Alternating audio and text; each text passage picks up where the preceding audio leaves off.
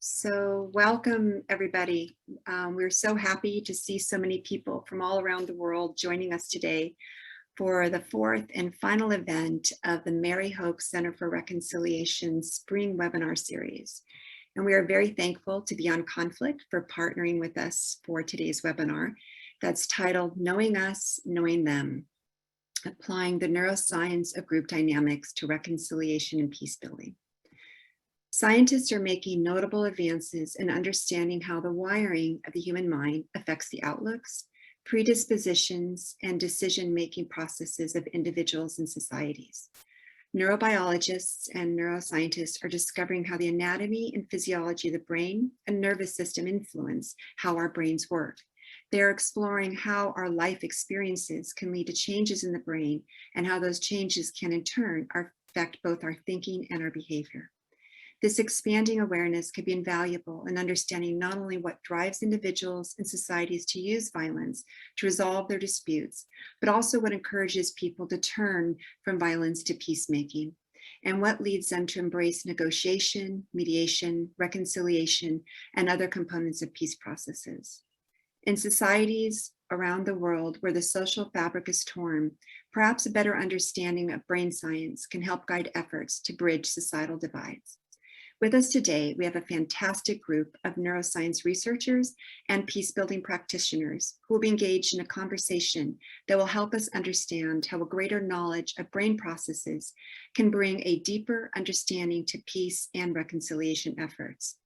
Our panelists will delve into the role of threat and empathy and understanding some of the breakdowns between individuals and communities. And they will highlight how these discoveries in neuroscience are informing those engaged in peacebuilding and reconciliation work. It's now my privilege to introduce our wonderful moderator, Mike Nickenchuk, who will be the orchestra leader of today's event. Mike is an applied neuroscience researcher and practitioner. He focuses on mental health of conflict-affected populations and the relationship between trauma and intergroup violence. He's the program director for trauma and violent conflict at Beyond Conflict, as well as a senior technical expert for mental health and psychosocial support at QuestScope in Amman, Jordan, where he's based. He's the author of several innovative scientific publications on issues of neuroscience, violent extremism, and intergroup conflict. And Mike is the author of the Field Guide for Barefoot Psychology, a psychoeducational and trauma recovery program for communities affected by trauma and forced displacement. Mike is a former Fulbright scholar and holds degrees from both Tufts University and the University College London. So Mike, I turn it all over to you now. Thanks, Colette. It's a real pleasure to be here. And that fancy bio just means that I'm a pretend neuroscientist, right? And Colette knows this about me, that I love to think and talk and research about the brain and think of its immediate and relevant applications to how we make the world a better place. And today, we're really lucky to have three of the most amazing and articulate and passionate scientists, researchers, practitioners, all of the above that I've had the chance to and pleasure of working with. Dr. Lizana Harris joining us from London, from University College London. And Colette, when you said my bio, gotta be nervous here because Lizana was my supervisor in grad school, so he can call me out on anything, on any bullshit I might have to say. So, in addition to Lizana, we have Nafis Hamid at Artists International, a fantastic neuroscientist who loves putting terrorists in brain scanners, among other things. And Rachel Brown, who is the director of Over Zero, one of the most innovative and forward-thinking organizations in the US, working in the misinformation, polarization space to really transform how we do using neuroscience and social psychology insights to transform the landscape of group relations in the United States and abroad. It's a real pleasure to have these folks with us today. As far as our agenda, we're going to take a couple of minutes to really spotlight the work and passion of each of these folks one by one. I'm going to start us off with just a couple of minutes, 10 minutes about how the human brain works. A pretty simple task, right? To go over everything we need to know about human social cognition in 10 minutes. And from there, which is, again, could be an interesting experiment. And I hope that I go through enough, but also not too little.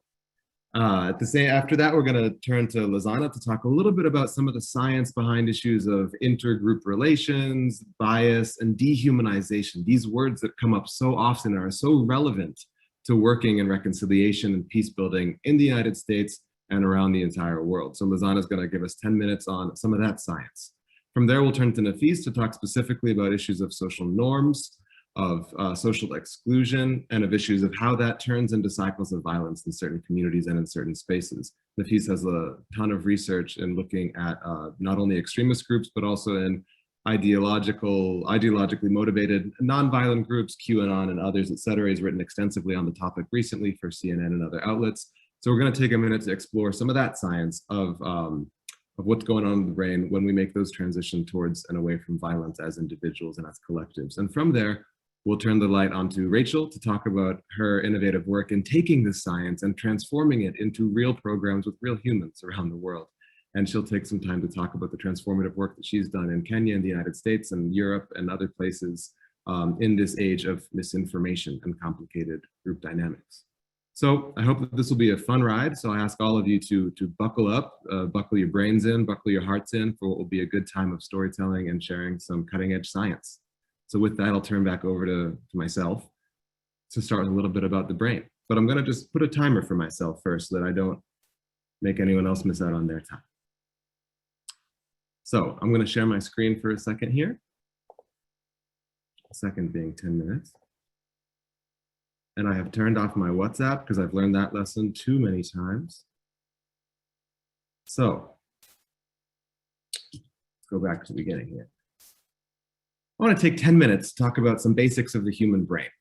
10 minutes on the basic goals, structures, and functions of the brain, and what some of the core processes and issues are in thinking of current state of neurobiological science and social cognition that are relevant for a discussion on how the science of group dynamics and group behavior can help us rethink how we do transformative peace building and reconciliation work.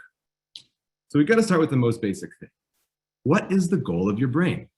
For some folks, it's probably thinking, emoting, or reasoning your way out of problems. But at the most basic level, your brain has one fundamental goal, and that's to keep you alive. Your brain exists to keep its host alive. And that means a whole bunch of things. It means food, water, and shelter. It means finding a group to help you stay alive. After all, we as humans are social animals. Social beings, social animals find safety in numbers. Think of any number of metaphors or illustrations of animals that gather together at a watering hole, for example. When you're in numbers, you're safer. So our brains are constantly in the position of trying to help us accrue the necessary resources we need to survive. Survival resources. Those can be physical resources like food, water, and shelter, tied to some of our basic needs. Thoughts, our thought patterns, the way we think, how we analyze information is conducted in a way in service of keeping us alive. Our reactions and our behaviors, including our intergroup behaviors and interpersonal behaviors, are all centered around this priority of keeping you alive. I've said this many, many times before. Your brain doesn't care about your social life. Your brain does not care about your social well-being. Your brain cares about keeping you alive. And instead of being interested in producing an accurate readout of the world around you, it's interested in survival. Your brain is deeply biased from day one to help keep you alive. And all the processes that it goes through are in service of that fundamental goal. A really simple metaphor to help us think of what the brain does physically in your body is to think of airport control towers. And any of you who are familiar with the work of the Harvard Center on the Developing Child know this metaphor in and out.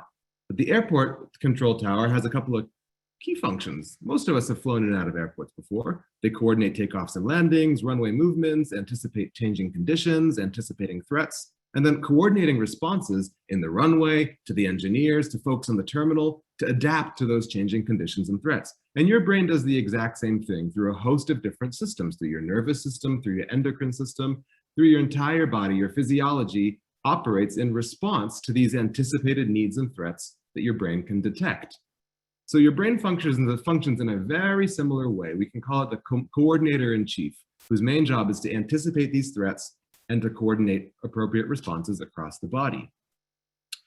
That's made easier because your brain makes associations, things that we go on to call biases or heuristics. Your brain has a host of experiences from the day that you're born, whether it's touching a hot stove or having a harsh response in a social interaction. It has all sorts of experiences that we then categorize as positive or negative. We categorize the feelings or sensations that we have after an experience. We quickly, and in the span of nanoseconds, infer or attribute the cause of that. I burnt my hand. It's because I touched a hot stove. And so immediately our brains start to make associations between lived experiences and those internal feeling states that are good, bad, positive, negative, etc. Over time, those associations that we make, we categorize them into these broad categories that we come to call heuristics. Or heuristics are simply shortcuts, right? Mental shortcuts that we make in order to help us navigate the world around us efficiently and quickly. I don't need to touch a hot stove a second, third, fourth, and fifth time to learn that lesson. In the same way, a couple of bad interactions with folks from a certain group that look a certain way, that talk a certain way, or simply because of my inferences that I make about a certain group because of a media environment, slowly help me build up these heuristics, these mental shortcuts that help me understand and navigate the world around me in a way that is very much biased towards keeping me alive, towards protecting myself and accruing those survival resources that I need.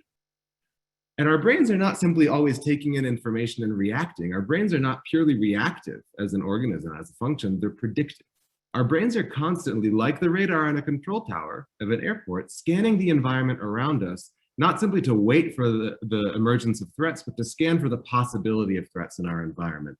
And so at the level of microseconds, our brain engages in these predictions, rapid simulations of scenarios that might come, and those simulations include information and experiences and inferences about our past, about our tendencies, our biases, our wants, our likes, our dislikes, and then we prepare the body.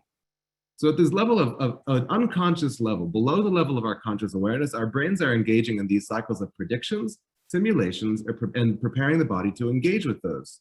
It does this through using neurons, right? So the human brain contains 86 billion neurons approximately. The number's changing constantly as researchers discover more and less and differently about the brain. These little neurons that have, you can see a picture of them here. They have little, we could simply call a head and a tail, or the axon dendrites. They transmit impulses in the form of electricity and chemical signals from one neuron to another. They pass that information across synapses that are the junctions between those neurons where the heads and tails almost touch, and then signals of chemical or electrical impulses are passed across those channels. And everything that happens in our brain, every thought that we have, is the product of these electrochemical impulses. And more or less, the functions of the brain, these different neurons coming together in networks and clusters, form networks. And certain networks have certain functions. For our purposes here, in thinking of social interactions and social processing and intergroup and intra-group behavior, we can think of three different important networks in the brain that are relevant to us. First is the brainstem, sort of that core innermost ring, the innermost layer of the brain that contains some core and very automatic unconscious features like controlling heart rate, breath, swallowing, sending messages to and from the body, and blood pressure. Those things that are very survival oriented. Then we have our limbic system, which is a different network, deeply interconnected with all other parts of the brain, of course, that has a lot of control or a lot of influence over the awareness of the state of our body. Am I feeling hot, cold, happy, sad? So physiological and emotional states. It has a large role in aspects of learning and memory, and recognizing fear and threats. And that's something that Nafis and Lasana will definitely pick up on, is this threat response mechanisms that we have in the brain. And from there, we have our neocortex, and particularly the prefrontal regions of the neocortex, where we have a lot of capacities for regulating all that survival-oriented stuff in the rest of the brain.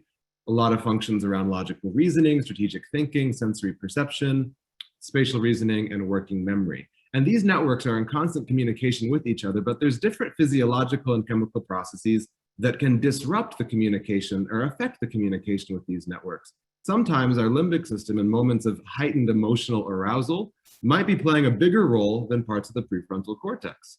And the prefrontal cortex then has to come back online and have a different role of calming down some of those otherwise emotional dominant responses. A simple way to think of the relationship between these unconscious and conscious processes in our brain is to think of an elephant and a rider sitting on top of an elephant. Around 95 to 98% of what your brain does is below your level of conscious awareness. You don't know what's going on. You don't control your heartbeat. You don't control when you breathe. If you had to, you'd die really quickly because you'd forget. So it's logical and necessary that your brain undertakes a lot of these processes very automatically. And only around 2 to maximum 5% of your brain's activity is what you have conscious access and awareness to. Even something like our emotions and thoughts, they often occur and then we interact with them. We don't always necessarily conjure up our emotional responses or states or our thoughts, especially in the context of intrusive or threatening thoughts. And in the same way, you can imagine that there's a guy sitting on top of an elephant. And the elephant represents all these unconscious processes. And elephants are emotional, they're forgetful, they're massive. They can go on for a long period of time without having to drink water. And a little guy on top is simply responsible for helping orient the elephant in the right direction. And there's a connection between those two. And the healthy connection between the rider and the elephant ensures that both the rider and the elephant are getting what they need. The rider knows where he needs to go, and the elephant helps him get there. In the same way, our conscious processes have some limited control over the directionality and what happens in the unconscious processes, but overall, the bulk of what our brain does is largely unconscious. And our physiology is also attuned to help us in moments of stress and threat, particularly have the elephant take over a lot more control. So in times of stress or threat, and whether that's an identity threat, a threat to our identity and who we are as a person, as a partisan, as a member of an ideological group, when we feel threatened in some way, our bodies bring online all sorts of different physiological responses that elevate the role of the rider and sort of make it more difficult for us, or we're more susceptible to certain non-conscious or unconscious processes taking over.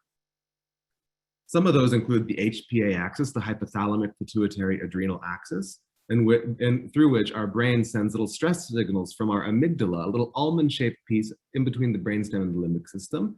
The amygdala sends messages to the hypothalamus, pituitary gland, and your kidneys to start producing all sorts of stress hormones like cortisol and adrenaline that then go on to disrupt the communication between these different brain regions.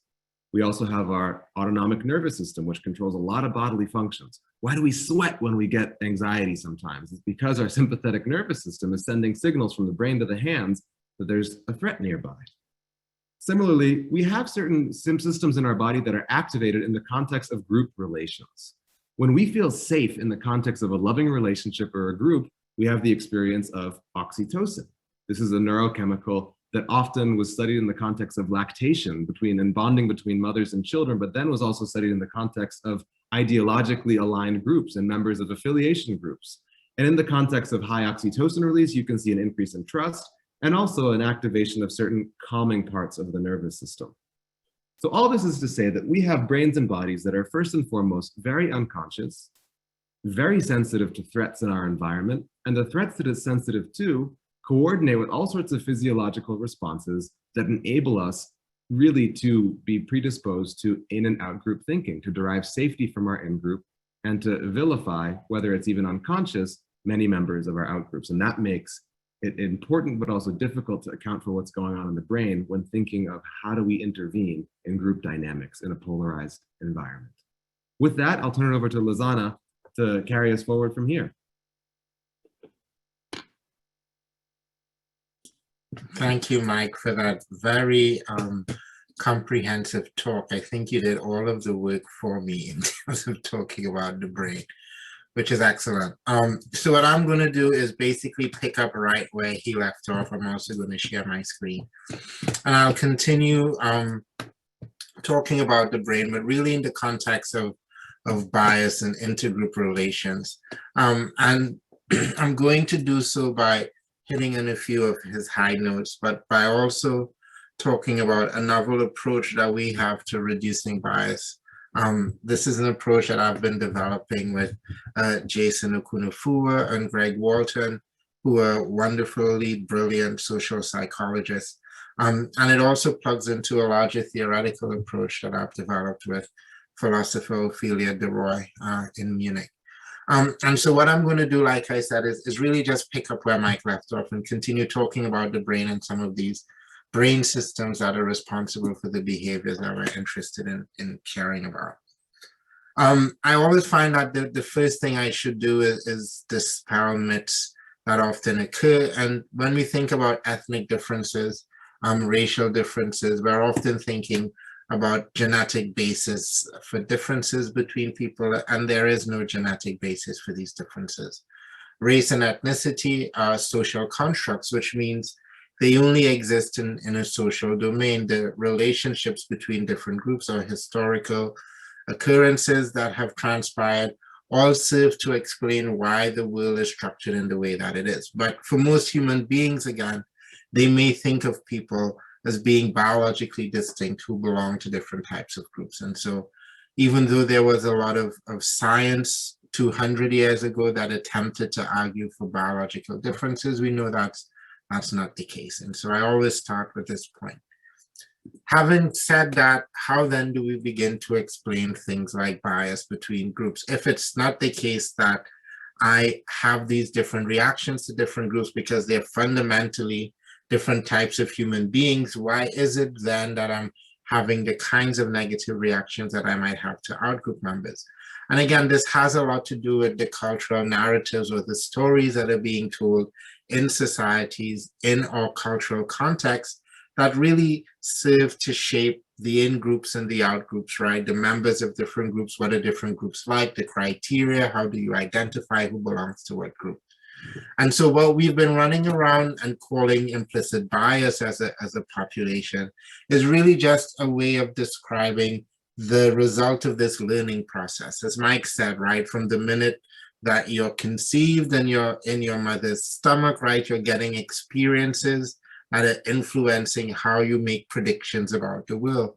And implicit bias simply demonstrates that. So the most classic way of measuring implicit bias is with the IAT, or the implicit associations test. And what you do here is you have to associate different stimuli, either pictures of faces or words, with either the categories African American or European American, or good and bad. And the valence of the words is grouped with one of the ethnicities or the racial groups.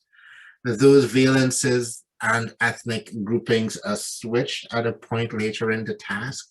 And the IAT is basically just a reaction time measure of the difference in your speed of associating when the concepts are consistent with the cultural stereotypes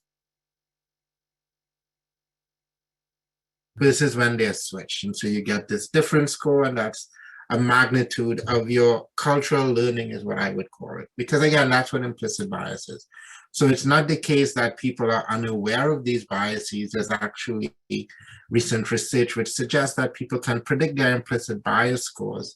It's just that these biases occur oftentimes without our permission, right? They're the result of the environments that we're in. And so the way we measure implicit biases are with things like the IAT. We can also measure physiology. Here's an example of someone making a disgust face. I can do analyses on the different facial muscles that are moving. The one that I'm going to talk about in particular is called the supercilii oculi muscle. It's the muscle that allows you to close your eyes or blink.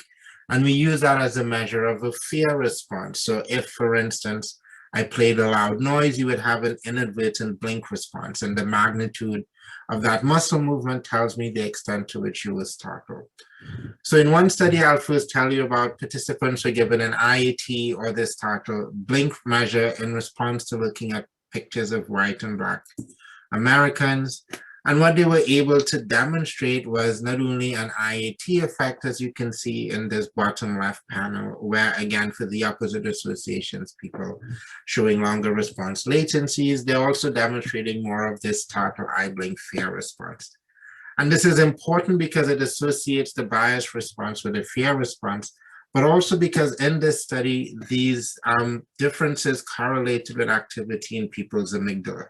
And so the more you had an IAT effect, a bigger difference, or the more you had a startle eye blink difference, the more activity was there in this amygdala, this subcortical structure that Mike so nicely talked about, which serves as this threat detector in the brain. And so the amygdala is really a complex of a number of different nuclei that we treat as a single structure within the brain.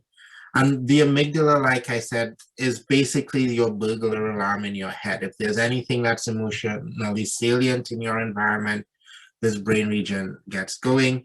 It's also the most interconnected brain region. So it has the ability to influence everything from basic sensory input. So the amygdala literally tunes what it is you see, all the way to sort of complex thought and logical processing. So the amygdala has great influence across the brain. And this mechanism, which is a threat detection mechanism, right, a survival mechanism, is the one that tends to be engaged when we encounter racial outgroup members, right, groups with whom we have this negative relationship. Now, the amygdala isn't sitting by itself uncontrolled in the brain. What makes us human beings is we have this big old neocortex, which is the more recently evolved part of the brain that sits on top of these phylogenetically older limbic structures like the amygdala. And there are structures in the neocortex which can come in and regulate the amygdala. So again, in the case of race, you may have an amygdala response initially after you've sort of processed in the brain what it is that you're looking at, a racial outgroup member. That feeds into the fusiform gyrus, which is responsible for helping you to identify faces, for instance. And so you see how people can be misidentified from racial outgroups, the amygdala response swamping the fusiform response. But you also have these regulatory structures, dorsolateral prefrontal cortex and anterior cingulate cortex, which can come in and tamp down your amygdala response and say to you, this is really not an emergency. There's no need for this threat response in this instance. And so what raising awareness about things like racial bias does, its hope, is make it more likely that people engage these control structures. Now that I know I might be biased myself in how I respond to people, I can bring these structures online to counteract this more innate survival response that's really informed by the cultural narratives within my context.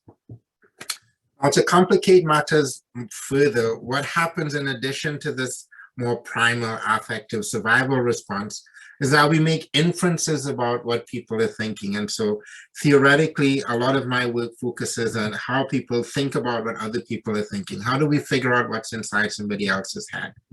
And this is important because we need to engage this process in order to trigger things like empathic concern. So if I want to show empathy for someone, I first have to figure out that they're suffering. It also facilitates social communication, and it helps us manage reputation or impression management concerns. So it's a very valuable skill for living within a social species. And what we've been arguing is that human beings have the tendency or the ability to regulate when they get inside of other people's heads. And this is based on the idea that as human beings, we're really naive scientists, right? So we're, as Fritz Heider said, we're kids with microscopes. And we're constantly hypothesis testing as we're making predictions about our world. And so what we argue is that people have the ability to get inside of other people's heads and think about who they are as a human being or not. And failures to get inside of people's heads is what we've described as dehumanization. Of course, it's also possible for you to think about the minds of things that don't have minds, where we bring things to light, and that's anthropomorphism. And a lot of my work focuses on that as well. Now, there are other types of flexibility that I won't get into here, but the key point to take away is that as human beings, we have the ability to encounter other people and to fail to consider what's inside of their heads. That's going to short circuit things like empathic processes, and it's also going to make it such that you're more likely to engage in behaviors that you would otherwise reserve for things that aren't human beings. Because of course, morality only becomes relevant when we consider that we're thinking about another human being. Now, if we ask in the brain what structures facilitate this social cognition, as we call it, it turns out that as opposed to there being subcortical structures like the amygdala, it really depends on the neocortex, this more recently evolved part of the brain. So you have a network of structures, including medial prefrontal cortex, all the way to precuneus and temporal lobe structures that work in concert to help you figure out what is somebody's thinking. And you require this neocortical network because it's really a difficult task. Despite the fact that we're experts, it seems easy to us because we're human beings, but you've never seen somebody's thoughts. And so knowing what's on their mind is a complex inference process. You have to crunch a bunch of statistics, consider what do you know about people typically, what do you know about this person specifically, what do you know about the situation, and how does that all go together to inform what is going on in that person's head. So if I see somebody crying, are they sad or are they happy, right? And being able to differentiate the two really is a trick of the mind, an ability we have as human beings. Now, this network that I'm telling you about, this social cognition network, which is illustrated in the green panel, is one of many such networks that facilitate social processing. And they all tend to be these sort of neocortical networks. So here's a more recent map of other networks in the brain, including decision-making networks down here at the bottom right in green. networks that mediate our semantic thoughts or knowledge about the world. Here's our social cognition network, so figuring out minds. And then this sort of interoceptive network that allows you to figure out your own bodily sensations. Because again, we're getting information from our bodies that are also going to determine how we respond to other people as well. So you have a set of different networks engaging in solving these social problems that we encounter as we navigate our daily lives. So the phenomena of bias is much more complex than just a simple amygdala response. When you consider phenomena like dehumanization, you really get to see how there are multiple cognitive and affective processes at play. And so very quickly to wrap up so that I can save time to hear Rachel and Nafis, I'll tell you about one study where we demonstrated this flexibility and the ease of people to dehumanize. We took a historical case of dehumanization, so buying and selling people, and we basically created that in our lab. So we brought in a bunch of participants, gave them money, and had them play a time estimation game where they were rewarded for correct guesses of intervals of time. So I say, guess how long 9.5 seconds take? You start and stop a timer. People did this competitively, and what we did is we created a fantasy league. So we took their picture and their record of performance, and we created these player profiles. We then brought new participants into the lab. We call them owners. Their job was to buy some players to compete in a time estimation tournament on their behalf. This is just an illustration of what our fantasy look like. It's normally distributed, so most people are somewhere in the middle. Some people are great at guessing time. Some people are terrible.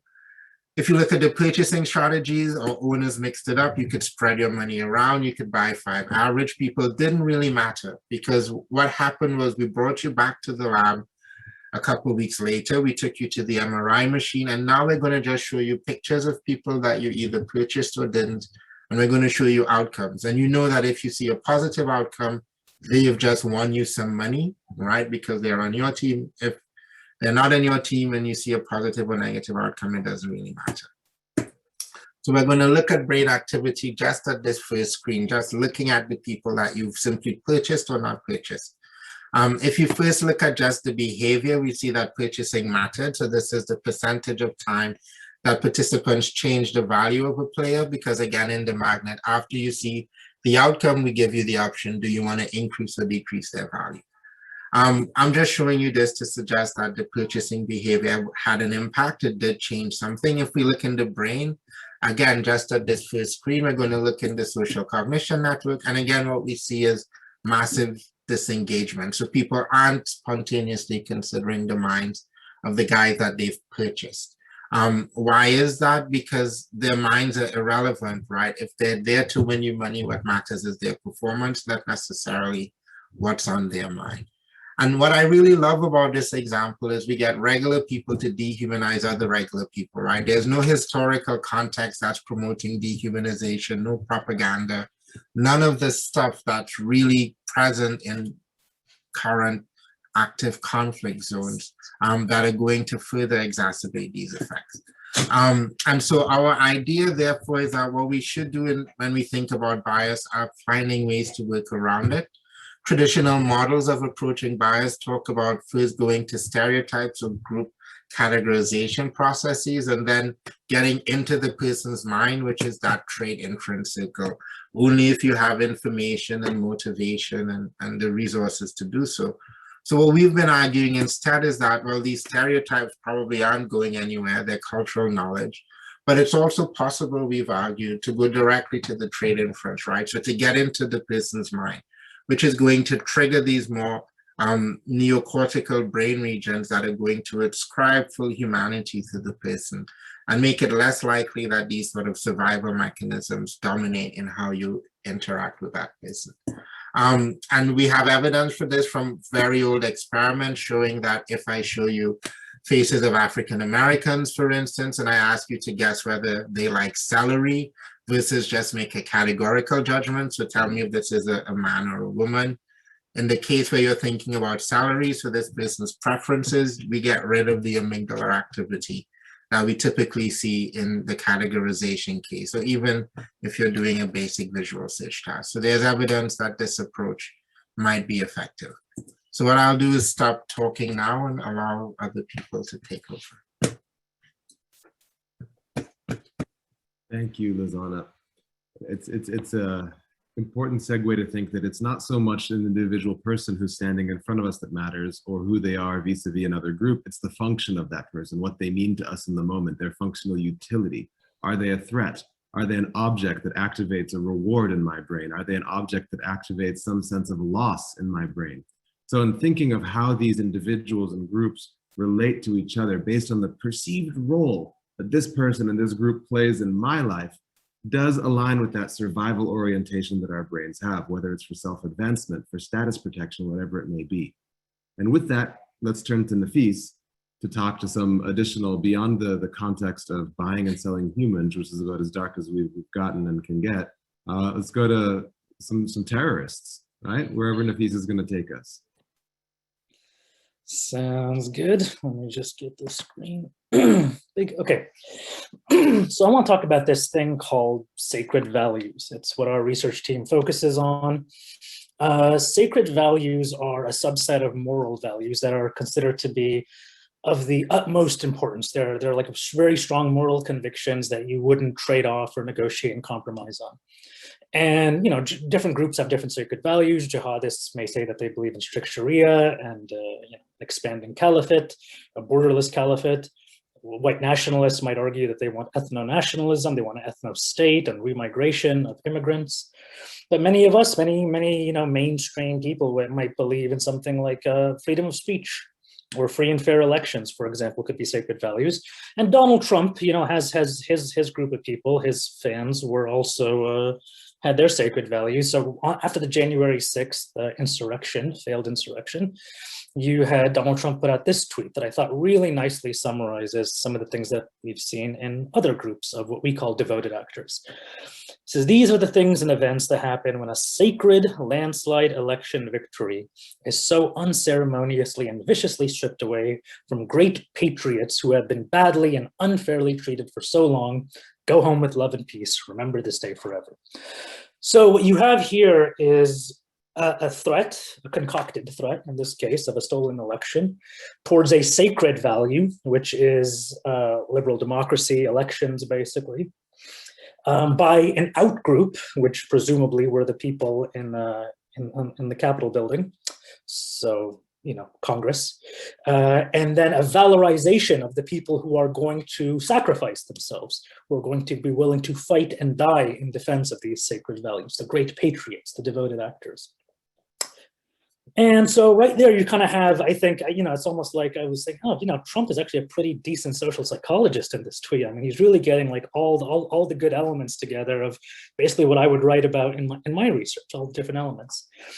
And so we're interested in sacred values. We've looked at them in the case of jihadists. We looked at them with white nationalists. I'm now looking at them with conspiracy theorists, and how it affects people's willingness to fight and die, to engage in violence, and how social dynamics can push them closer to the edge of violence or pull them back. So we put some extremists in the fMRI, in the brain scanner, like Mike was mentioning. Next slide. And so these were Lashkar-e-Taiba supporters. Lashkar-e-Taiba is a terrorist group that's an associate of Al-Qaeda that focuses on the Kashmir issue in Pakistan. I mean, they carry out their attacks in India, but they're based in Pakistan. And so we recruited 30 of them, put them in the scanner, and we knew what their sacred and non-sacred values were from previous psychometric studies we did with them.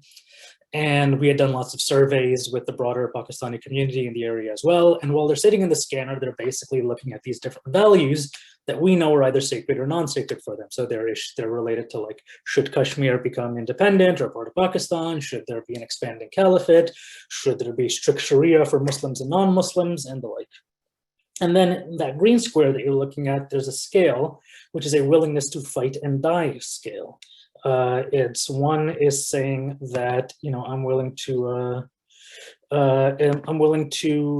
commit martyrdom, 7 out of 7. One is saying I'm not going to do anything at all. And so our first I'm going to kind of break the study in half. So our first finding is that we saw when people were thinking about their sacred values, which generally had higher willingness to fight and die, we saw deactivation in the frontal-parietal network, specifically including in the dorsolateral prefrontal cortex, which Lasana was talking about, is related to cognitive and self-control. For a task like this, you could also say even things like deliberation. So we saw when people were picking out their willingness to fight and die for their sacred values, they were close to 3 times as fast in terms of determining their willingness to fight and die as when it was a non-sacred value. So this part of the brain in the green is basically going offline. It's deactivated. We're seeing a deactivation. But this other part of the brain, the ventromedial prefrontal cortex in red, is still active when they're thinking about their sacred values. Now, both the DLP, PFC and the VMPFC are associated with tons of things, so you kind of have to infer what might be happening in any particular study when you see a deactivation or activation of any of these areas. So what we think is going on here in relation to this is that VMPFC for tasks like this can be associated with subjective valuation. What do I want?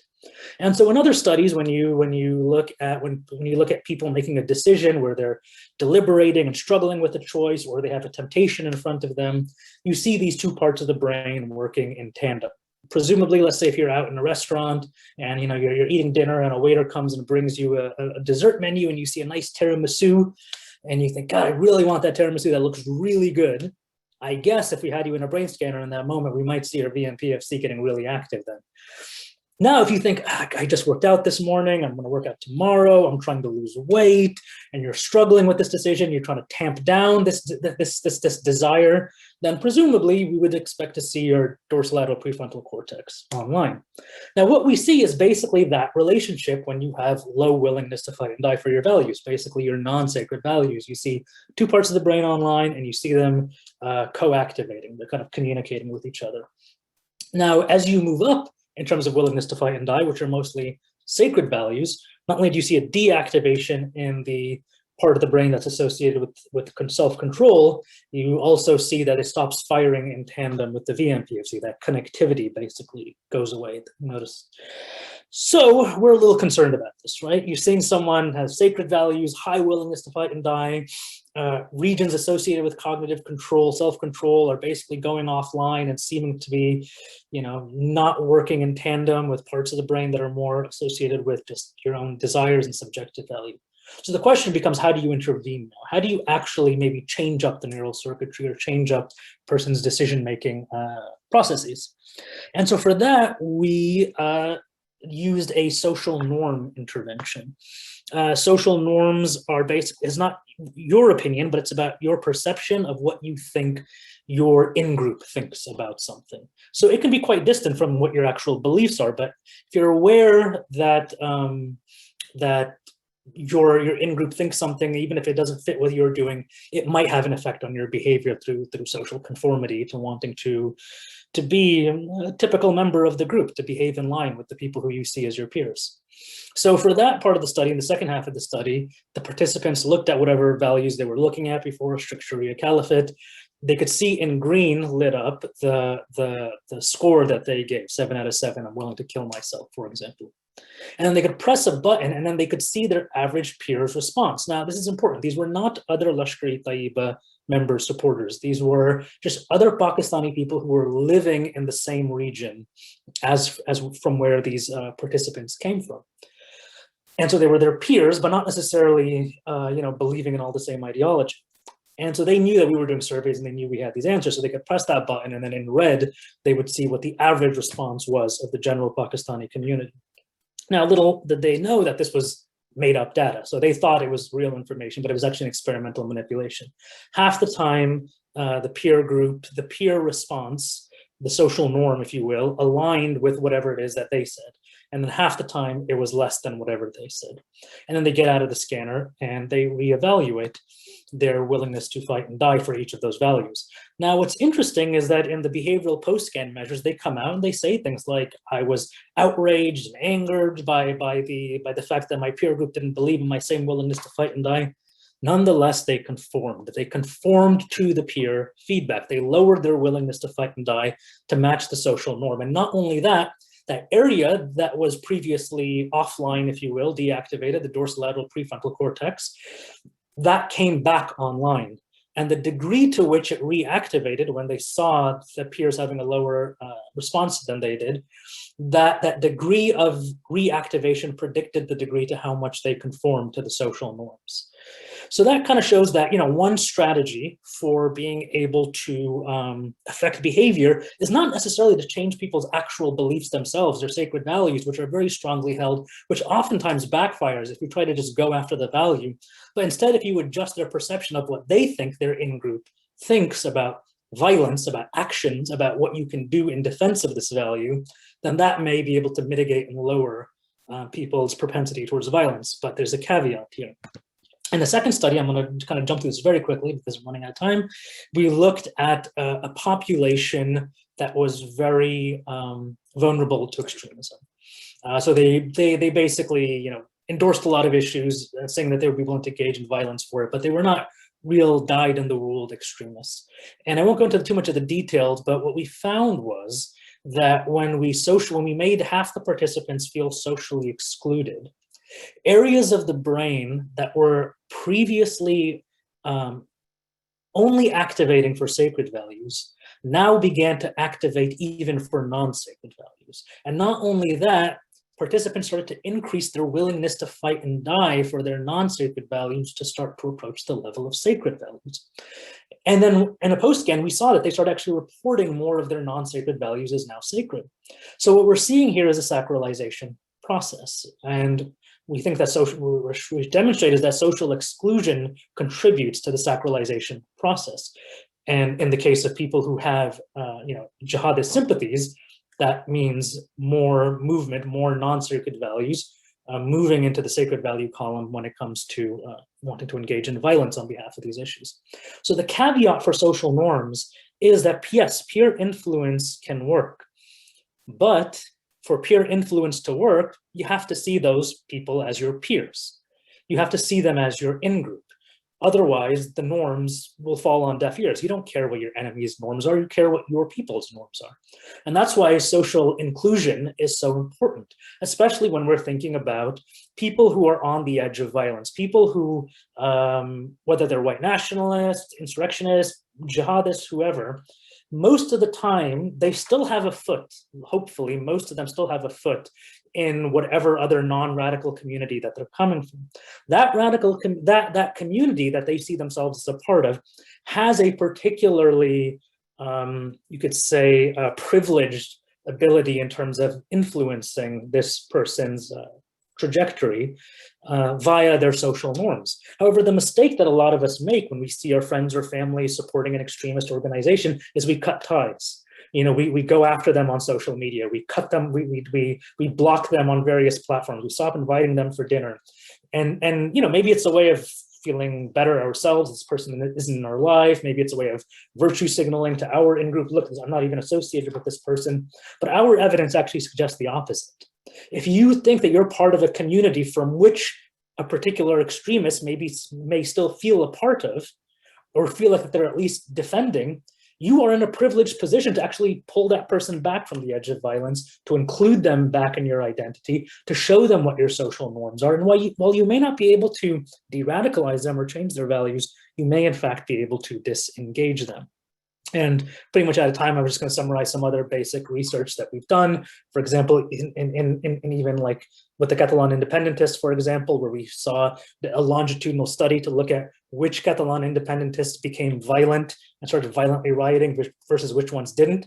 And it turns out that there was no differences actually in sacred values or any other measure. The only thing that mattered was, in the beginning of the longitudinal study, those who believed that violence was a social norm amongst independentists, that they believed this was acceptable, were the ones who started to have violent intentions later on, versus the ones who felt like, no, my community would not accept that. They did not become violent rioters later on. And then there's plenty of fantastic work from Elizabeth Pollack on reconciliation and cooperation in Rwanda and the DRC using media interventions to help spread social norms, but I won't get into that because I have a feeling Rachel might be able to talk to that much better than I can. So thank you very much. And of course, thank you to all my colleagues. Thank you, Nafis. And it's clear that next time we got to do 2.5 hours, not an hour and a half, because we are fitting a whole lot of science into a short 90 minutes. So we have observed through Lizana's research sort of the flexibility of our social cognition, the flexibility of ourselves to turn on and off these empathic and dehumanizing processes based on the nature of the interaction with members of a different group, whether it's racial or whether it's an economic interaction. At the same time, we also have Nafis telling us about what happens in the context of sacred values and of exclusion, and how those two factors of how when we exclude folks, it is a certain form of threat, and how it can lead to a lot of backfiring effects when we're really trying to engage across divides in reconciliation contexts. So one person working in an environment, or many different environments of complex needs for reconciliation, is Rachel, director of Over Zero. So Rachel, could you take us home a bit and talk a bit about how this looks in the context of applied work and interventions in the field? Absolutely. And Nafis, you gave me a perfect transition to the first thing I'm going to talk about.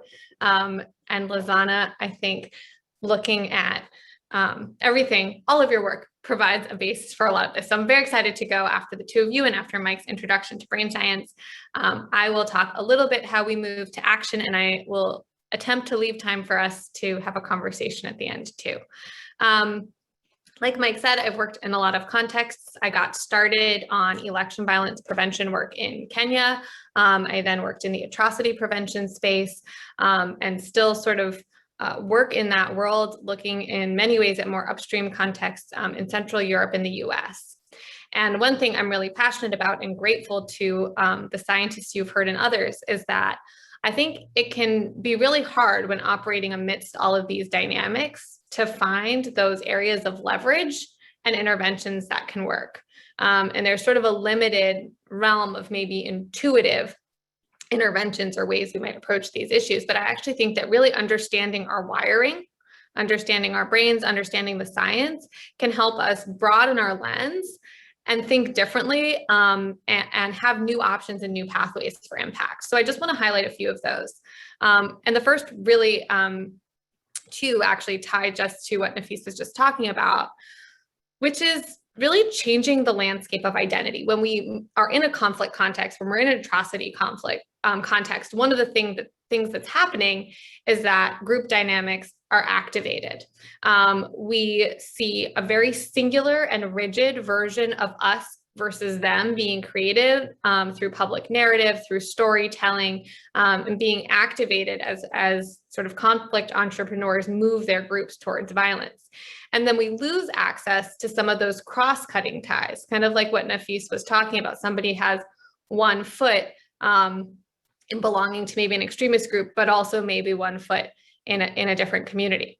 So I think that what the goal is here is changing that landscape of identity, not enabling it to get into that very singular and rigid version of an us versus them, but instead finding alternative or unifying identities that can be activated to compete with the conflict identities, with the groups and all of their incentives for belonging that are being activated towards conflict. So there are a lot of examples of this. One is the city of Tuzla. This is a historical case study from Bosnia, and during the war, even though there was war and fighting all around, the city of Tuzla actually stayed peaceful. People from all different national, ethnic, religious backgrounds stayed living and working peacefully throughout the conflict.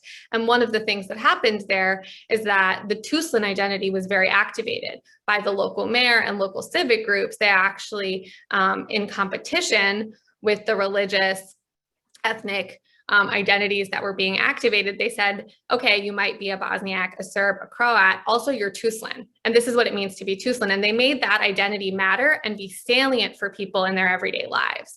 And they made it clear what the expectations were of being a Tuzlan. We're going to live and work peacefully together despite the conflict going on around us. This ties to work that I did in Kenya. The program that I ran there, the organization for 4 years was called Sisi Ni Amani Kenya. It leveraged an identity, we are peace. It was a country that had just experienced violence, and it was saying you can support any political party wholeheartedly, but you can also be part of this movement where you're becoming part of the Sisi Ni Amani identity. There was neighborhood chapters that people could feel were relevant in their day-to-day lives. We're giving them information on education disbursements and things like that, that they could say, yeah, I'm really for this political party, but I'm also going to speak out when it crosses the line going towards violence in an election cycle, because there's this other group that I'm part of that that's being activated. Because Nafis mentioned Rwanda, I will say one of my favorite case studies in the atrocity prevention space on this front of an alternate identity in unifying identity being activated is actually the Muslim community in Rwanda, which by and large did not participate in the genocide and actually actively rescued victims. And religious leaders in that community really activated the Muslim identity to say, this is what it means to be Muslim. We resist any temptation towards conflict, and we are called upon to save victims. So to what ends are we activating these unifying identities? It's not just nice. It's not just that it connects people across conflict lines. It offers people a sense of belonging and support outside of those singular and rigid conflict identities. And in doing that, you're able to compete with some of those within group norms that are pushing people towards conflict, towards violence, towards polarization, by offering norms that come from this alternate identity, right? It's a different set of within group norms. This is really just what Nafis was describing, right? You can offer someone an alternate space where they can find belonging, they see themselves as part of a community, and they have the social pressures then that are part of that community. You also, when somebody, this gets to Lizana's point about it's not just the history of stereotypes and all of that to bear, it's also what role is this person in relation to me in this moment, right? Part of what this does is you're not just saying, hey, there's that other group over there, they're not that threatening, they're not that bad. You're reconfiguring groups so that you're actually changing what role people see someone as. They might be part of an out group when I'm activated in my political identity, in my religious identity, ethnic identity, but through this alternate identity, I see them as an in-group member. I see them as someone in my realm of moral obligation. I'm going to automatically give them more empathy, right? What this also does is it creates opportunities for collaboration. It meant that operating through that Tuslan identity in Tuzla, different civic forums, the mayor, religious leaders, et cetera, were able to say, we're going to work towards these goals together through this unifying identity. And they were able to mitigate and manage tensions and respond to trigger events, shelling falling from outside the city, a siege that the city was under for a period of time, and do that together. We saw that with Sisi Niamani as well. We were able to do really early warning and response through that vehicle and bring different people together. And you saw that with the Muslim community in Rwanda, because they were able to then act collectively, they were able to coordinate and collaborate. And this ties really directly to norms, right? Essentially, you're offering a different set of social pressures to people in a context where they might be pulled in a really harmful direction. The second thing is that even doing this, even providing some competing spaces and some alternative spaces of social pressure, you're not going to get rid of the exact within group dynamics that already exist within a conflict space, right? Those are going to still be at play. And so we also have to really focus on what are the things that are going on within the groups that people are part of, within the group identities being activated for conflict, and how can we shift them? And so I think that this often gets overlooked, because the intuitive thing can be to say, how do we get different groups to talk to each other, right?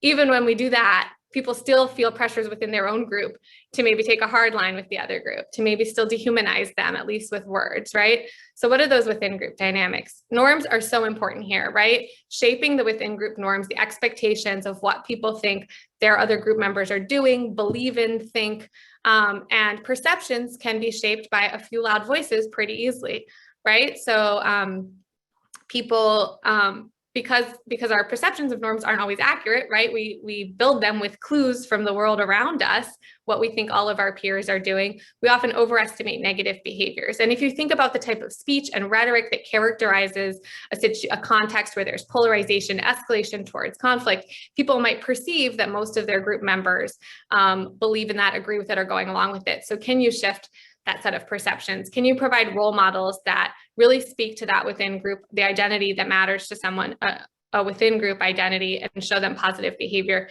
Can you show journey stories for someone that's sort of walked down a pathway, maybe more towards violence, more towards division, more towards a set of conspiracy theories, show them a story that helps them find the way back?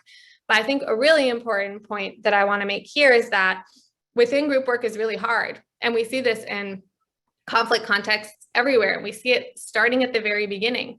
The people who speak out against dehumanization, against portraying another group as a threat, against escalation of conflict, often get targeted. You're not a good member of our group. We saw this in Rwanda, right? People moderate Hutus got targeted. They were some of the first to be targeted as not real Hutus, as traitorous, and working with the Tutsi, right? We've seen that in the US, people speaking out against what I would call dangerous rhetoric, hate speech being, or undemocratic actions being targeted as not good members of their group. We see this everywhere where we see an escalation, is you see the silencing of credible voices that could set an alternative norm. So, and I've seen this in further downstream contexts where it's actually become very high risk for people to speak out, even just for peace or to stop violence against a particular group. And they have to find ways to build critical mass kind of anonymously to start to make it okay to speak publicly. So it's really important when we think about shaping these within group norms that we remember that the norm setters themselves, the people who might be able to do that, are often in a really precarious position. So how can we actually offer them peer connections and support? How can we build momentum towards a new norm that somebody might be sticking their neck out sort of to set, so that they don't just get silenced and quashed, but instead they have a scaffolding of support of different types of actors and messengers and leaders and positive affirmation for what they're saying that builds momentum towards that norm. And I think the norm piece is really important. I think it's really important for practitioners to think about how it can be integrated into different work, the actions we're taking, the stories and examples that provides, the sort of norm that might indicate or set, because it can really help restrain negative actions, create space and agency for people to act when they might feel scared, right? This is an audience we can think about reaching, people that might want to speak up or do something, but they don't feel that they can. They don't feel, they feel like there might be a consequence. So the more you shift a norm in a positive direction, the more people actually feel like they have a choice and agency to engage. And ultimately here we are, we're seeking to change behaviors. I'm not going to talk too much about transforming relationships between groups. I do think I really want to note that a lot of what Lizana talked about with threat and it is really critical to pay attention to when we think about across group relationships, that threat and dehumanization piece. I also want us to remember that within group dynamics are always still operating. So even if we transform relations, how somebody feels about a member of another group, if the social pressure within their own group is still to spew dehumanizing rhetoric and things like that, we might not actually change their behavior. So we have to think about how these things really go together. I want to talk really briefly, I think, right, Mike? Or should I pause? Okay, about misinformation before we go into the conversation. Because I really just want to start by saying, I think misinformation feels really prominent in the news right now, right? We're hearing about it all the time, but mis and disinformation, so misinformation being basically rumors that people just spread because they hear them and believe them, and disinformation being really intentional campaigns of propaganda and lies. These are not new. They're not new to the internet. They're not new to the conflicts of today. They are a staple throughout history and around the world in times of fracture, escalation, division, violence. They are necessary to portray another group as a threat. They're necessary to activate these different dynamics. And so rumors and propaganda are really frequently used to build stories of threat. This group is coming to get us. Look at how scary they are. This one member of this group did something and it shows that they're all out to get us, right? And that builds the narrative of protection and that norm setting. We have to protect ourselves. You need lies to do that. You need lies to dehumanize a group. You need lies to portray an entire group of people as so threatening that there's no option other than violence. And misinformation is often used to organize and mobilize. Things are moving in our direction, right? Like we're about to gain the power. People need to be willing to sacrifice. So we have to remember mis and disinformation is part of conflict. And that's not new. Obviously, the forms it takes on the internet are new, but I really think that taking in this perspective of how we engage with information, how we engage with a worldview, what we believe or don't believe, as not just being solely rooted in facts and an unbiased evaluation of them, but as being as really being subject to all of these different biases that we just heard about, as being subject also to the types of things we need to believe or say to feel part of a group. We can ask a different set of questions when we're trying to confront mis and disinformation. What are the emotions? What are the identities or experiences that are attached to a particular type of propaganda or misinformation, right? What is it tapping into for people? Is it tapping into a sense of belonging, agency, power, or self for someone? This means that our group is really the good guys and that group really is threatening. What sense of truth is it resonating with? Is it tapping into threat, which we know is going to make it extra, it's going to spread faster. If it's creating a sense of fear, people are going to be more attuned to it. When someone's really attached to misinformation that builds up their worldview of another group as a threat, their group as good, what would someone actually have, what are we asking them to give up if they gave up their belief in that misinformation? Who is the source, right? We need to ask not just the content of the misinformation, but how is it spreading? Who is someone seeing as credible, even online? Are people seeing as credible someone that seems to be part of a major institution, or someone sitting in their parents' basement talking about how they're anti-establishment? So like how we have to think about how it relates to trust of different sources and the overall landscape of information. So I will stop here because I think we're at time. I'm happy to talk about some types of solutions too when we get into the discussion.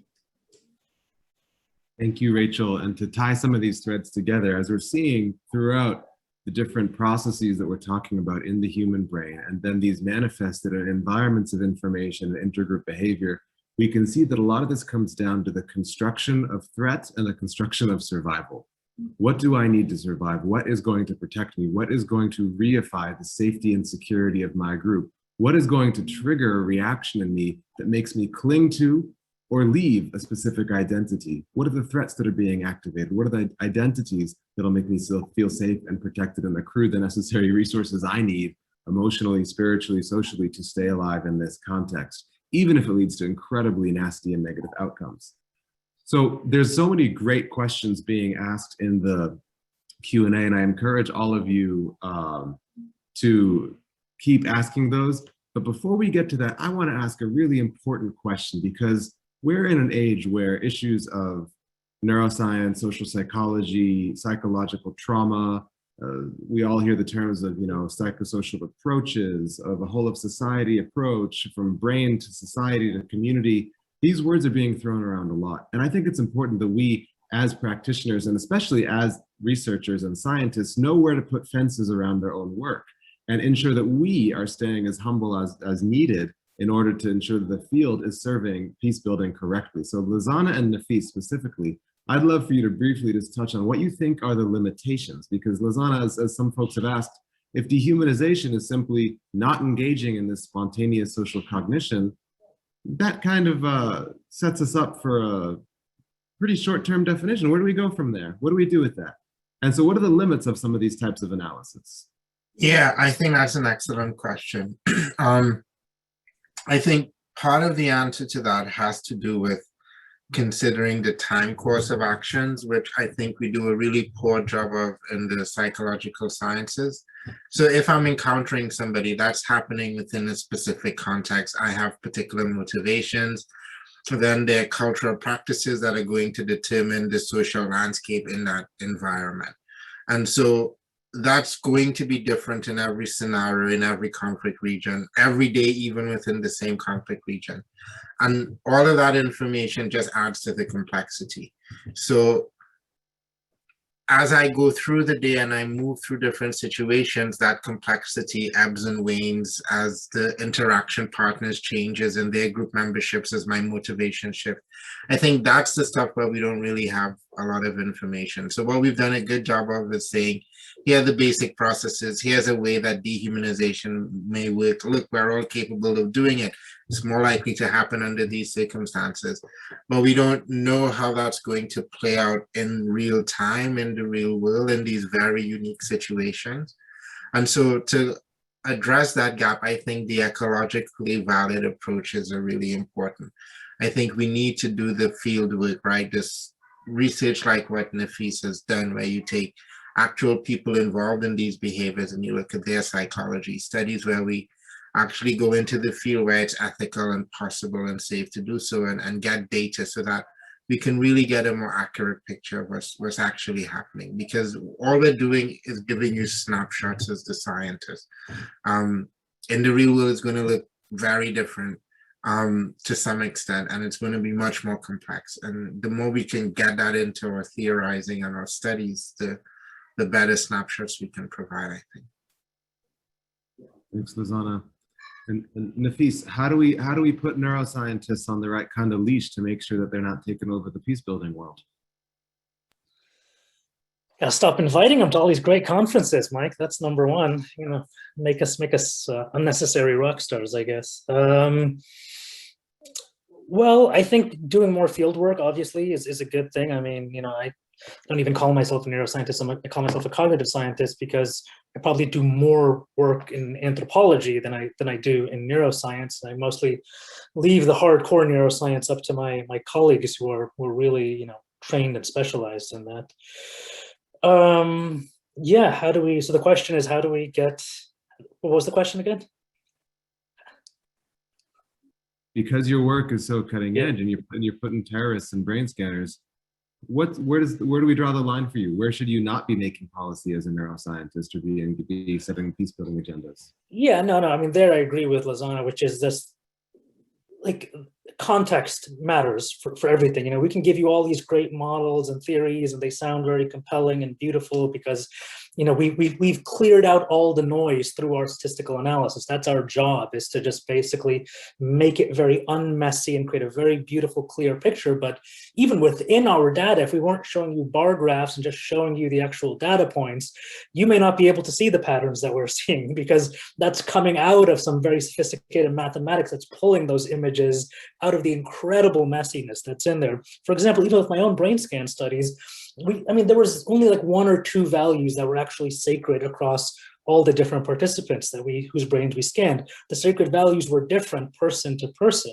So again, when you're thinking about things like mass persuasion, for example, like counter narratives or online campaigns, or even when we're thinking about art, you know, you have to understand that you can't just have a one size fits all intervention in this online space because everybody's unique. They have different values that are sacred or non-sacred for each of them. And they're not even very good at predicting. We have what's called a false consensus effect, where we think that the values that are sacred for ourselves are also going to be sacred for the rest of our in-group. And we're actually wrong about that most of the time.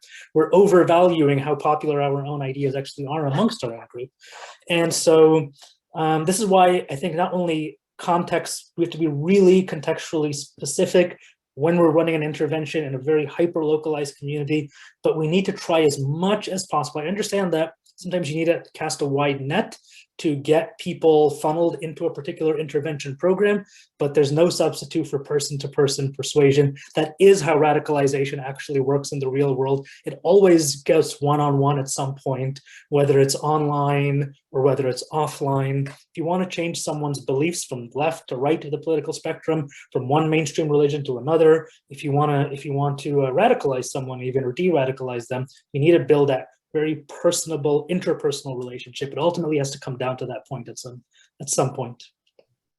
Thanks, Nafis. I want to take a couple of specific questions from the Q&A, and I'm going to direct them at individuals here so that we don't have all of us answering every question.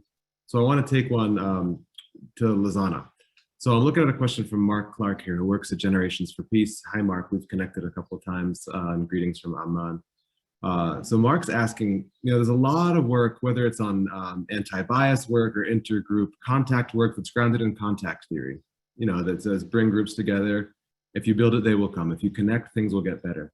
And Mark's saying that in their research, they're noticing the groups that have much more of well-facilitated activities and strong intergroup collaboration and tight activities with each other have better outcomes than more simple, let's just create contact.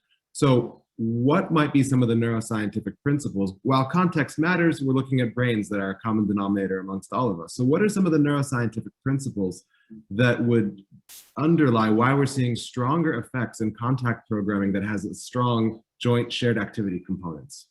Yeah, I think that's a really great question. The thing you have to remember about the brain is really what Mike said at the beginning, right? It's a prediction machine. So if you give me the ability to have direct experience with someone, that gives me information to fill my prediction. If I don't have that direct experience and I'm relying instead on cultural narratives or stereotypes, those are incomplete pictures, right? They're patchwork pictures. And so I'm more likely to display bias if those stereotypes are negative. But what happens during contact, I think, is you get to build those experiences for yourself. So you get to have the direct experience of engaging with someone from the hated out group and realizing that the world didn't end, right? The person didn't burst into a ball of flames. you get this sort of predictive information that could influence future interactions.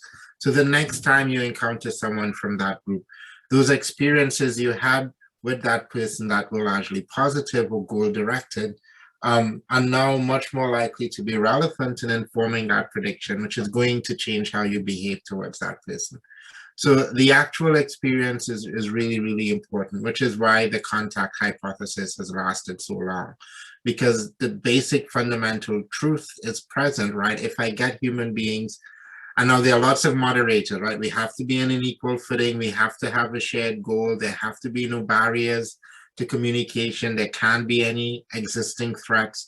But if we can satisfy all of those structural things and give people a chance to interact, we end up being human beings, right? And at our core, human beings evolved to be the dominant species on the planet because we're collaborative, because we're cooperative.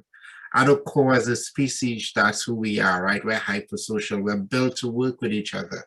So giving someone the opportunity to identify another human being is, I think, massive in terms of not only changing the perception of that group, but reducing violence in conflict regions. So I hope that answers your question. Yeah, and Lizana specifically, I know when you engage individuals, there's a reason why trauma bonds people, right? Why intense experiences and stress. I mean, if you look at models of chimps and bonobos, when they engage in fights with other rival clans of chimps and bonobos, you see massive increases in oxytocin production, in trust, and in coordinated behavior. So the more intense the activities are naturally going to be more effective just from a biological perspective than activities that are more light touch. Moving to Rachel, it's not easy to create identities from nothing, to create these new identities and to shift. So you use the examples of Tuzla and from Sisi Niamani. Are these groups that the alternative identities that we can create among folks, do these have to exist in some form already? Can they be created from nothing, or do they have to be sort of evocative of already existent buckets and personalities or group identities that are existing in the environment already? That is a great question. I'm going to answer from practice and let the scientists add anything that they want, because I think there's really interesting science and research around this. But I'll start actually from really personal experience in Kenya. So in Kenya, the work that I did really created a brand as an identity, right? Because the identities that were being very activated at that time were political identities and identities of ethnic community or tribe, right? Which were very aligned with each other. And the identity that we created, Sisi Niamani, was really a brand that people could join on to. But we really made an effort to make that brand salient and actually build it as an identity for people. So people could join it. It kind of became like a movement. There were visual symbols of it that you could wear a t-shirt. You could put a sticker on your shop or whatever it might be that showed that you were sort of part of the group. So and anyone could join. We also made really clear and specific values of what it meant to be part of the group. And we tied it to things that people cared about. So we didn't just sit there and say, don't be violent. We actually did community needs assessments, local placemaking activities. We brought people together to identify common issues. It did not displace or replace the other identities that were being activated, but it created a space where people were actually seeing their needs being met. They were seeing some part of their future that was intertwined with each other, whether that was filling an open sewage line or advocating no matter who won the election for their specific needs. And we tied it to neighborhood identities, which were something that was already salient to people. So we actually had chapters that were very place-based. And I think I will go back to what Nafis and Lizana talked about in the question that you asked them, Mike, which is that everything is really context specific. You kind of have to look at what you're playing with. Are there identities that have been activated in the past that have brought people together across conflict lines? What are the things that matter to people and are top of mind for them? Because you can make up an identity, but people have to feel it. It has to feel salient to them in their day-to-day life to have influence. So if there is something that you can already start with, Tuzla already had a somewhat strong identity as a city. People are living together. Their lives are sort of pushed up against each other. We see geographic identities a lot being activated. The Muslim community in Rwanda, that was already a strong identity that was activated. So I think it's a good starting point to say, is there something that's already here? Like if you're starting from practice, to ask what's already here that could be built upon. But you can also think about how you maybe tie or build something new to that. And I want to point out, because I actually get this question sometimes in trainings and work with practitioners on this. The goal here is not to get rid of other identities that matter to people, right? It's that you are creating a space that is rooted in a set of values and norms. This might mean you're actually working together through that common identity to address long-term issues or a history of conflict or things like that. And you're not telling somebody to get rid. I mean, in the work in Kenya, for example, we didn't tell anyone they had to get rid of their political preference or their belonging to a political party or to their ethnic community, their tribe. It was an additive identity that we tried to make important and relevant to them and enable collective action to prevent and resolve and address root causes of conflict. Thank you, Rachel. I want to just give one last question out here that I see that Britt Sloan, as she has in past webinars, is lighting up the chat and the Q&A here. And Britt asked a really important question. I appreciate that Britt's grounded in the context of working in Iraq, where a lot of this is really, the spotlight is shining in Iraq with a complex social history and context, historical legacies, and modern complexity. In places where communities have been deeply traumatized and affected by massive psychological trauma, it's pretty easy to talk the talk of let's create some sort of supra identity, some sort of higher level identity after a conflict to which we can all ascribe and derive a sense of meaning from. But a lot of interventions that have been done, and there's literature not just in Sierra Leone, but in other contexts as well, in Guatemala and South Africa, where reconciliation processes may have had led to pro-social outcomes in communities writ large, but they had negative consequences on individuals' mental health. So I want to acknowledge and actually just take the lead on that question and give last word to anyone else. This is why we have to talk about brains being situated in context. And Lizana has brought this point up, as has Rachel and Nafis. Individual brains are situated in ecosystems. Individual biology, my cells, are situated in my body, which is situated vis-a-vis other bodies, in communities, in structures, in cultures. And trauma permeates all of those layers, from the individual to the structural. And so to simply have identities be recreated and shifted is complicated when you also have pain and suffering. And so this is where it also becomes a complicated role. What does it mean to be a neuroscientist/advocate? What does it mean to be a scientist activist?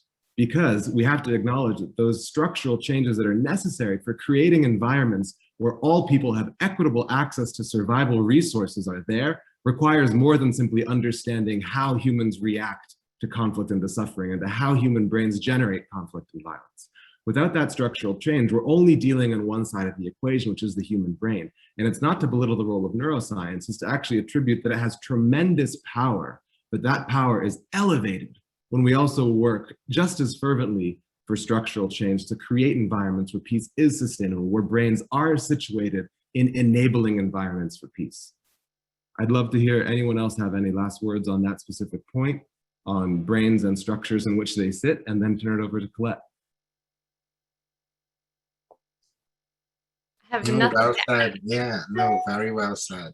Always say context is king, queen, and whatever other ruler you have. Like, you have to start with a grounding understanding of all things in context. So just really would affirm and second what Mike talked about.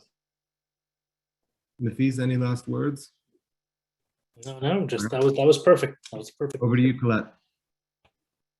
Thanks so much, Mike. In closing, what I would like to do is to thank you, Lasana, Rachel, and Nafis for really a deeply stimulating discussion today, and for doing such an amazing job of not only capturing the research and science around group dynamics, while at the same time explaining it so clearly and very carefully and contextually, and making the links to how the research in this area can apply to reconciliation and peace building processes. And then mindfully bridging neuroscience and peace building is truly critical, but as we know, it's often a missing piece in our work in efforts to stem intergroup violence and bridge societal divides. So deep thanks and appreciation to each of you for your work and dedication on this front. It's so critically important and urgently needed, given the polarization divisions we're seeing in our own country here in the US, as well as other countries around the world.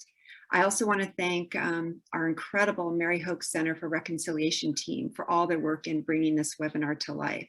So to that end, I want to give a big shout out to Annalisa Jackson, Hannah Adamson, and Cam Kaser. And also thank you for the support of our fearless MHCR leader, Antti Pentakainen. Thank you all.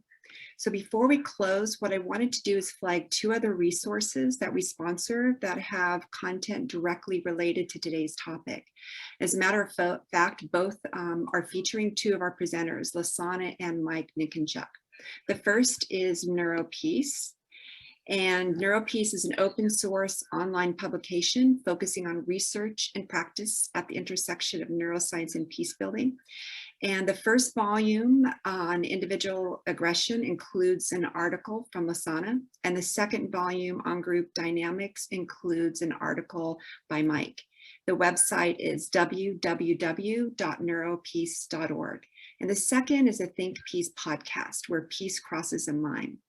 This podcast is a series where we explore the intersection of the brain, the psyche, and obstacles and opportunities for forging a lasting peace. And I've had the privilege of having both Lasana and Mike as guests on past podcasts. So you can listen to the podcast on any of your favorite apps, including Apple Podcasts or Spotify and others. And also you can listen to it from the website at www.thinkpeace.podcast. So thank you to everyone who joined us for today. It was a great group. We've had a really large turnout, which in these days of Zoom is just really an incredible gift to be able to have people from all over the world participate in events like this. So thank you to everyone and have a wonderful rest of the day.